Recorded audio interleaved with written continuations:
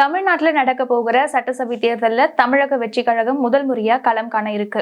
விக்கிரவாண்டியில நடந்த தாவேகாவின் முதல் மாநாட்டில் விஜய் பேசிய போது, எங்களுடன் கூட்டணி அமைக்கும் கட்சிகளுக்கு ஆட்சியில பங்கு தரப்படும், அதாவது அமைச்சரவையில இடம் வழங்கப்படும் அப்படின்னு சொல்லியிருந்தாரு. விஜயுடைய இந்த அறிவிப்பு தமிழக அரசியலுக்கு ரொம்பவே புதுசு. தமிழ்நாட்டை இதுவரைக்கும் ஆண்ட திமுக, அதிமுக, காங்கிரஸ் கூட கூட்டணி கட்சிகளுக்கு அமைச்சரவையில இடம் கொடுத்ததே இல்லை. தற்போது காங்கிரஸ் கட்சி திமுக கூட்டணியிலேயே தொடர்ந்து கொண்டிருக்கு.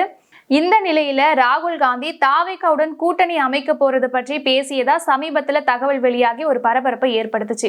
ஆனா காங்கிரஸ் தலைவர் செல்வ பெருந்தகை அது மறுத்துட்டாரு. இந்த பரபரப்புக்கு மத்தியில காங்கிரஸ் தலைமை 5 பேர் கொண்ட ஒரு குழுவை அமைத்தது. இந்த குழுவினர் திமுக தலைவரை சந்தித்து பேசினாங்க.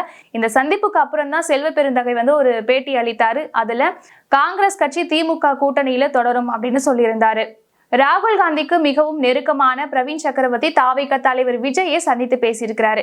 நாங்க அரசியல் நிலவரம் குறித்து தான் பேசணும், மற்றபடி வேற எதையும் சொல்ல முடியாது அப்படின்னு பிரவீன் சக்கரவர்த்தி சொல்லியிருக்கிறாரு. இது அரசியல் வட்டாரத்துல பரபரப்பா பேசப்படுது. ஏன்னா ஆதவ் அர்ஜுனா சமீப காலத்துல இன்டர்வியூல ஒரு விஷயம் சொல்லியிருக்கிறாரு. என்னன்னா, திமுகவுடைய கூட்டணி கலையும், அது மட்டும் இல்லாம காங்கிரஸ் யானை பலம் கொண்டது, திமுக பலவீனமானது அப்படின்னு சொல்லியிருக்கிறாரு.